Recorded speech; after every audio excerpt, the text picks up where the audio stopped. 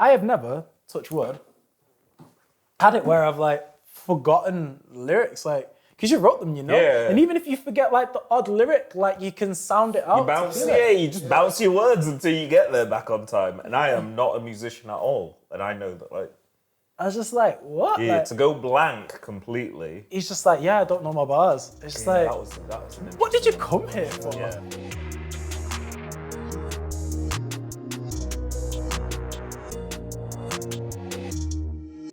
I'm Jay. Welcome to the 1,000 Fan Podcast. Sign. Welcome to the 1,000 Fan Podcast. So this is a podcast we decided to get together to think about, as creatives, what is a fan, what is fandom, how do we approach growing our audiences. This isn't going to be presented as like a masterclass. We're still learning. No, we're just conversations that are happening that hopefully align with what people have seen, experienced, also might take some insight from. People might educate us. Yeah, it's about just exploring that, how to grow our audiences and just figure things out. I feel like in the social media space, there's lots of guidance like, oh, my 1,000 steps to success. And it's like, actually... We're not coming at you like personal trainers on Instagram. Puts his hands up. This is not that. It's not that. But yeah. Cool. So first episode today, we're going to be talking about what is a fan. What does being a fan mean to you? Like, what is a fan? Okay, if I had to describe a fan, my representation of like being a fan of something is someone who takes whatever music or piece of art and immerses it into their world. So, like, you go and you listen to a piece of music and you take that into the car with you, or you go listen to that, like, you take that into whatever you have to do, and it's not that, like, you sit there, take it in, and then it just disappears. So being a fan, for me, is, like, yeah, you go take that thing, you might buy a piece of merch, you might buy tickets to something and buy an extra ticket for your friend to come with you because you think they'll like it. For me, being a fan is, that breaking the dimension and taking a little slice of something into your world. That's dope. I think for me, it's like just being a consumer of something. Like, for me, my fandom has different tiers. So we were talking about this before we started filming, but there are artists that I'm a huge fan of, but I probably won't go and see when they come here. I find that nuts, but then there's some other artists that I'm not that bothered about, but because I'm not that bothered about, I'm hoping that the show will, like when you add a memory to a piece of music and then it changes the way you feel, I'm hoping that makes me a deeper fan. I don't know. I feel like it's weird. And then if I put in my artist head, it's like understanding that people will consume something for different periods of points. There's a person who will listen to your music or stream you, but then there's a person who will listen to your music, stream you, and then buy merch or buy a ticket. Yeah, for me, because it's such a physical thing, I immediately look to those, like the physical interactions with it. They're like going somewhere or buying something. Even just like sharing something now is a step of being a physical fan.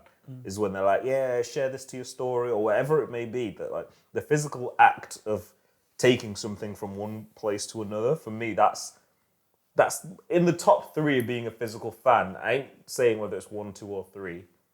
Jokes about rat beef. I ain't saying whether it's any of the big 3, but it's one of them. The ability and the willingness once someone likes something. As someone who creates stuff, I think that, I don't know whether it's an egotistical thing, but seeing someone then take something and go enjoy it somewhere else, seeing someone go, yo, that picture, that piece of photography, that random weird project you were involved in was sick. Here's me enjoying it somewhere else, or I shared that over here with someone because I thought they'd also get that fulfillment. It might just be like an economies of scale thing where the joy of it being new to someone. So I think that's like, for me, that's what creates fans. I remember almost every show I've ever been to as either a positive step in being a fan or not. There's some shows I've been to which are like Freddie Gibbs, where I didn't go back and listen to his music after I went to that show. I was so pumped. I used to play that song, windows down, not doing the opposite of speed and driving too slow to that album. And then I went to the show, and it was such an anticlimax for me as a fan that it just didn't fit that idea that I had in my head of what I was going to see. So yeah, for me, like that's how the opposite happened. I think it's mad because then the environment of fans changes the way that other fans feel. And I think that that's probably one of the downsides of the internet. Like before, when you were into an artist or you were into something, that would feel like a tribe or a community, right? But like you said there with the Freddie Gibbs thing, like, what was it about that environment when you went to go see him live where you were like, this isn't for me anymore? It felt that we were just getting a regurgitation of what we already know. There's number one. There wasn't any like live creativity added to it. It wasn't you pulling up with a band. It wasn't JID who doesn't use any backing vocals at all. It wasn't any of them things. It was just like, might as well have pressed play on the album. Might as well have just stood on stage, pressed play, and walked back and forth for picture op. None of the other things were there. And then I turned around to the crowd and I saw like a spectrum of people who were like us, who were just like, I'm not even going to take my coat off. People walking out the back door and leaving. And then people who don't really know about being a rap fan and also being like that type of rapper as well. Freddie Gibbs is a type of rapper. Like, if Freddie Gibbs came out in the time where Def Jam Fight for New York was on PS2, he would be a character that you'd have to fight against. He'll be one of the levels of boss. He'll be one of them. Yeah. So when you go see that, you saw kids who had their hoodie tied around their waist, like playground style.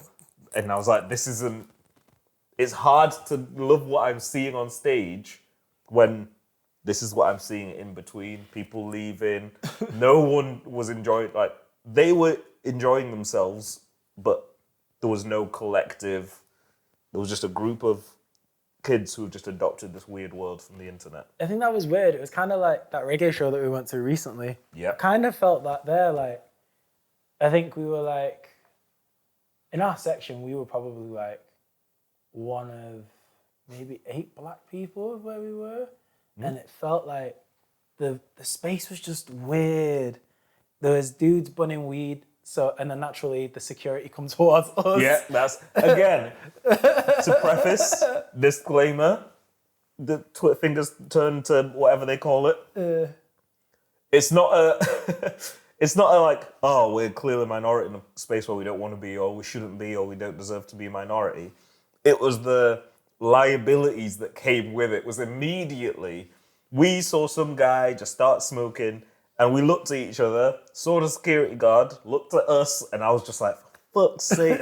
I literally have a drink in my hand, chilling, hand in pocket, but I now mentally have to prepare the defense that it's not me smoking. I have to mentally prepare that and go, I just wanted to have fun, but the moment them little kids do that in front of us, they're safe enough to think that they can just do that. So they don't even have the thought of, if something bad happens near me, it's on me. They're just like, fuck it. And then it's on us. That's what so was yeah, wild. immediately I was like, I can't be comfortable here.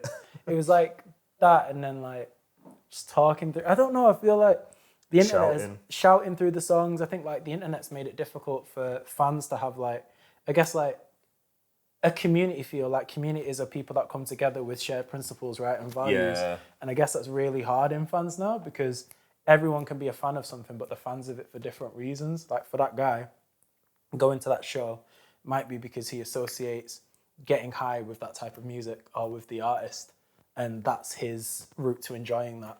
Whereas for us, we were like, yo, this is a thing that's bigger than that. It's like more of a spiritual thing, and there's energies, and I feel like that's the difficulty, I guess, in terms of fandom now within the spaces, trying to be everything.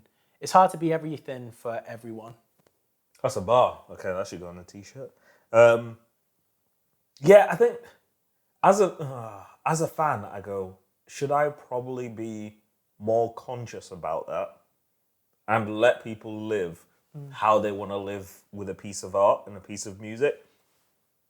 But then you go back to hip hop being competition first, bravado and braggadocious second, and then like a point of education closely third. And I'm like, am I seeing any of these people understand or tap into that part of like a culture when I look at a hip hop gig, or if I look at, again, like a reggae music gig or something in the world of reggae music? Is it like enlightenment? Is it education? Or is it like entertainment? Entertainment feels too surface level to explain, or to really justify and give credit. But is it something that like enriches, not education, like something that will enrich, leave you like happy, bouncing, ready to take on whatever you need to take on with like the peace and the education behind it? And I don't see any of certain groups of these people getting any of that. Like they go, and it's just lyrical McDonald's to some people. They turn up and they're just like, they just get their quick fix, get their calories up. You see them hype, jumping, sweating outside, and then they start to go live the rest of their life. They'll ignore you, they'll push you out the way on the way out, and you're like, bro, this is supposed to be such a happy, peaceful place. You look after each other. You might end up like having a drink or chatting to someone who was there in the crowd as well. Yeah, there's some places where I'll look at the crowd and go, I ain't gonna have a conversation with anyone else outside the people I came with. I think that's what puts me off sometimes with that. Like we were saying, going back to like the different layers of fan. But then I think I'm a bad fan, which is kind of hypocritical, innit? I'm someone that... Let me know. I'm someone that has fans and want my fans to support my art, but then I'm a bad fan. Like there's so much music that I'll listen to, like of artists that are trying to make their way and build their names, like myself or whatever. Yeah. And I'll listen to their art and I don't share their stuff to my story. And I'm like, that's a very easy thing to do, to show appreciation, which helps grow someone's audience. And it's like, well, if I don't do it, and I'm not doing it from a haterish perspective, it's just like, I don't know, for some reason, until I've literally opened this line of dialogue, I've not even really considered it. Oh, welcome to therapy, my boy. It was just like, maybe I should be doing that and actually being like, yo,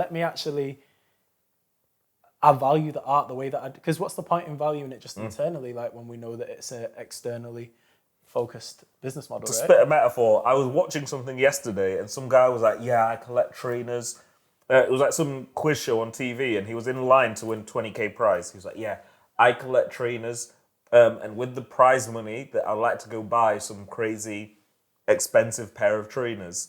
And that like middle of the street English older white presenters that they always have on these quiz shows was like, well, what pair of trainers is worth, like, would you spend £20,000 on? And he went through this like waxing lyrical about getting the Back to the Future night mags. He was like, I'm gonna get trainers that tie themselves, and then they do this, and then like, have you watched Back to the Future? So great. He did this whole spiel back and forth, and they were like, how much do you think you're gonna spend on them? And he was like, probably about 10k. And he's like, why are shoes worth 10k? And he was like, I don't know, because like that's what they sell at. And I was like, no, that's what someone's charging you for. Someone's charging you 10k for it. That doesn't mean that it's worth 10k. So when you look at it as a fan, you go, to someone else, that thing you're sharing might be 20k's worth of stuff. You're not the one paying. So you just have to share it. Sometimes you go, I'm not the one paying that cost. When you're sharing it, you might go, it's like 20k share. No, it's not. You're not doing the buying. You're sharing it, you're putting the advert out for someone else who might then go become a fan, who will then go, oh, I'm an end user of that thing. But I was laughing at him like, yo, that's dumb. That's a dumb way of doing it. And then in my head I went, someone has to be there to buy it to make it a 20k shoe. And I mean, the shops that live off that business model. But exactly, bun all of them. Yeah. Bun all of them. No stray silver bullets. Yeah. Anyway, that's mad though, because it brings us to like the engagement piece. Like I guess like if you're looking at the 1,000 fan theory, so the 1,000 fan theory is the concept that, you know, to be a full-time artist or a full-time creative, you only need 1,000 people that really like what you do. You have 1,000 people who spend £100 on you a year, that gives you £100,000 salary, which is amazing. But quick maths check. I can see that. You asked me a maths check when I'm in the middle of pouring a delightful beverage. No sponsors yet. But I feel like the maths mapping. But anyway, leave me alone, Twitter trolls, if it doesn't. You get the inspirational premise. Yeah. So, and that's not even a wage that everybody wants. Like you could do that with like 500 fans, but the idea is to build that community and the engagement piece. I feel like we sleep on the social currency that is engagement for up and coming artists. Like I was saying, in terms of sharing, that's something that could be really valuable for them because it gives them more content to share. Like in terms of being an artist, sometimes it's just hard to create content. Like I'm mid rollout right now, and the idea of creating content frustrates me so much. Like, we have this conversation regularly where my belief is being outside is like, I'm trying to think of a positive way of saying this. you're seeing this publicly to shame me into being outside. Oh, yeah. Jay's going to be outside by fire or force. Yeah, you will see us outside. And when you see us, dap us up. But to say is, like, for me, being the musician or the creator of the art, you are the catalyst, the match, the spark, the whatever it takes to start the fire. And when you're lighting a barbecue, shout out to the people who are about to enjoy summer listening to some of the songs that are going to drop. Especially the last one. Exactly. Peak game. When you're lighting them barbecues, there's a humble awareness that one, you have to protect that first match or else you have to start again. So even just to get it started, there's a level of protection which I think is like, it's safe to like shield it and go, okay, we've got it lit. Okay, we've got this little bit here that we're confident we're happy with. The next bit that you have to do to then go light a barbecue and bun up the burgers is you have to spread that fire. You have to move from one place to another, be it outside, be it online. You have to physically go be that fire until the fire can then spark other fires, until you see other people walking past you going, my boy. You hear your song playing somewhere. You have to be the one who plays it in those places. You have to be the physical presence in them places. So when you take up space in that room, people have to then address you or dap you up or even just be like, oh, what do you do? So many creative rooms I've been in where that's how people have started the conversation. What do you do? And you have no choice but to be like, I spit hot fire. Die lad, die lad, die lad, die lad, die lad. So for me, that's such an important thing. And I have to loop back to what you said earlier, some of my greatest music memories about being a fan have been being outside and even meeting some of those and having conversations and chopping it up with some of those people, because that adds context to the world that they've created. So you can go and, when you go back and listen to something, Freddie Gibbs, the concert, the global context, like the physical context, killed it for me. But it's so easy to be like, carry that energy of what you've created elsewhere. Because when you're in a studio, that's 8 songs in a day. That energy can easily be transferred anywhere else. And it's not even asking for your brain to do work. That is 8 songs in a day, facts. That did happen. You know. Again, I'm just dropping gems. They're going to loop this universe back around when they watch the documentary and be like, oh shit, it was 8 songs in a day. No one's going to catch me slipping like Drake. I have that energy when I need to. I think in terms of the rollout and the engagement, I think this is the thing that trips a lot of artists up, even myself, is like, do you go with a conventional rollout in terms of having it over a series of weeks, or is it something that's short and sharp? So like with Fields, we did the short and sharp thing. I announced it on the Monday and it dropped on the Friday and the engagement was nuts. With Mandela now, we've gone a longer one because of conversations with camps and stuff like that. And I feel like both have their positives and their negatives. But I think like the shorter engagement or the shorter burst of rollout, that's probably more engaging for passive fans or people that aren't necessarily deep fans of yours yet. Because like if I hear something on a story, I'm going to go and listen to it right away. Yeah. But if I having to wait, I'm probably going to be lost. I think that, in my personal opinion, the longer rollouts only work if you're already a committed fan. What do you think? Yeah, for me, the longer rollout, it takes more, again, I'm going to go back to the fire analogy.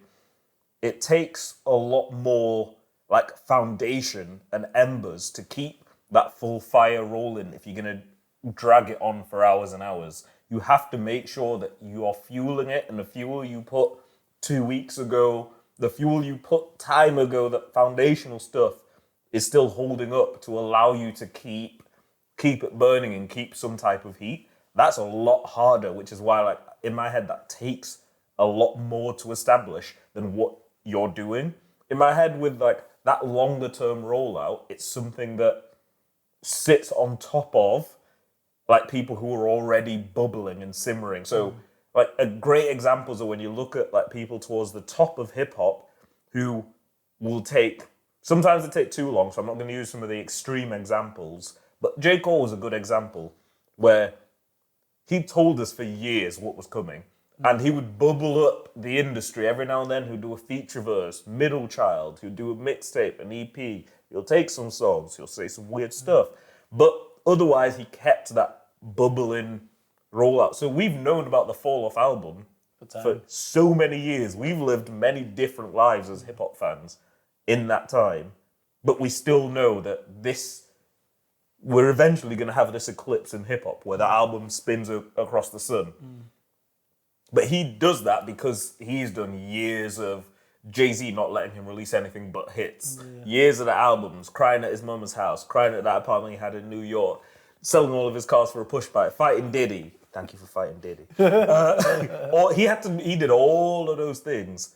So for me, like, especially the way new fans are like so reactionary and like a quick to burn. New fans are little pieces of newspaper in a fire sometimes that you have to be quick to catch them. You have to go in and like catch that spark, and hopefully that will light close enough to this other fan that'll pick up. But you have to be quick with it. You have to be there with every single one close enough for them to catch that fire, which is why for me, like that quick rollout, but also immersing it in being outside and linking it to physical presence, for me, that's such a win. And like when you see, you get a good reward from that because you see numbers go up in hours. And sadly, we're a fickle community nowadays where we see things in hours. Yeah, it's frustrating. I feel like it's interesting as well thinking about engagement beyond growing numbers, just like what engages people, like in terms of what keeps people's attention, because we know like the attention span now is drastically declining. Bro, it's 25 seconds at best. Yo, bro, I find myself, like, I'll be driving and I'll just be skipping songs, like, I'm like, yo, when was the last time I played a song all the way through? Why am I like this? Like, curse you, Instagram. And I feel like trying to figure out what to keep people's engagement is really interesting. Because like for myself, it's like political content, like they love it when I do like a discussion or a discourse around an event, much so where I've tried to prevent doing that because I didn't want to kind of... It's a tough balance. It's hard, particularly now with what's going on socio-politically in England, bun the Tories. Every time. I think that that's a difficult space to look at. But then also I've seen people doing lives, like a few people who've been giving me advice on social media management have been saying about doing more lives. But I just think that some of the lives, I only want to go on lives if it's purposeful or if there's an intent behind it. Yeah. I think some of the content where we get where it's just like artists living their lives, like I personally don't find that engaging. Like, is that something that you engage with? Yeah, I might have to be on the other side of the fence for this one. This is interesting. For me, like using social media it's the quick meal sometimes where you know that like it's not going live, sat on the sofa and then just not engaging or saying anything. Very few people can do that. It's going live or like presenting a small insight into your world in a way that adds context to the universe. That's what my Twitch is. So if you're going outside, if you know that like, oh, I'm going to be in this thing where I'm probably going to see something, I'm going somewhere to see or experience something, or I'm going somewhere that's going to boost adrenaline or boost endorphins or whatever it is, like capturing those moments to contextualize in what someone is then going to go see and understand when they listen to a song or when they see something. For me, that bit's important, is that you can go, instead of like going live and not doing anything, or going live for a really specific, like, this is the end goal of what's going to happen. Being in those moments that may happen, it doesn't happen every day. Not everyone's living that lifestyle. But if you know that, like, oh, we're going to this thing, I'm going to go sit in the center of somewhere where I know shit's going to happen. Being ready to know and being open to be like, I'm not going to put myself in like some world star moment, front-facing camera while people chop up in the background. It ain't that, but it's like, oh, I can go live in here, and though the like, people in the room will have the physical presence, and it's not to diminish anything of that, but to also go, the people who aren't in the room, the other fans who might find you online or whatever, they see it, and then they go, oh, that's what live is like in that world. So when they go and listen to some of the songs that are going to drop, and they're like, why the fuck is he on Instagram live at a barbecue making a torch out of a flamethrower and an aerosol can, and like they're drinking straight white rum, and they're asking us, why do you drink that rum? And we explain that, like, there's an energy. Once you understand that little song you might have heard the first 4 seconds to in that video in live, while we were all laughing and people were throwing ice in the air, they then go on and hear that song, and that's what they see in their head. It's about So it's building that universe, and it allows you to protect your peace, because you don't ever have to bring that in the house. So when people know about the shit that goes on with people but don't actually know anything. Yeah, I think that's what I like. I think that in order to be an artist nowadays, I feel like there's a diminishing of the privacy. And for me, I'm like Fizz. It's like I feel like I'm a paradox, I guess. Fiercely private, but then making art that's intensely public. Like, it's a weird one. So I feel like it's hard to do that now, because so much of you have to sell yourself in a way to sell your art. Nah, I think you can win both battles now. I think we live in a world that's allowed people to win both battles. Everything that happened in our cultures before this, I don't think they intended for this to be an outcome, but it's a fortunate side effect, is that we can now do both. Is that I walk down the road and strangers shout out my dog. I don't know who they are. Strangers will, like, there's some places where, strangers will welcome us in. She'll walk in. I don't know who they are, because we've created a world where she's a main character. And now we just have to live it in real life. So if you go and create that world where everyone can see that you have to be the main character of that world that you've created. It's your music, it's your vision, it's your words. You have to, like, be the character in that leads the narrative and points people like, we're walking in this direction now, or feel free to take your jackets off because it's about to turn up in here. So then you have to be I nearly said the Pied Piper, and that was going to be your wild reference. Don't get us cancelled, bro. First episode. I feel like then a fan Don't mind me, I'm just getting a drink. A fan is the NPC in the universe that you create then. That's a bar. A fan is the NPC. In the universe that you Respectfully. build with your art. Yeah. Because your fan, you interact with dependent on your art, but in terms of actually being someone that you know on a person-to-person basis, the whole marketing device is to sell yourself so they know you on your personal level, but you don't really know your fans like that. You can if you want. Yeah. And that's the point of hip-hop. That's the point of everything creative. That's mad. Sick. Episode 1. Episode 1. What's a fan? Welcome to the first episode of 1000 Fan Podcast. This was about fandom. If you like what you heard, make sure you like and subscribe. But also, more importantly, let us know your thoughts in the comments below. We want this to be an interactive series. We're all creatives working together to try and navigate the madness that is the internet. Let us know. It's all built on conversation.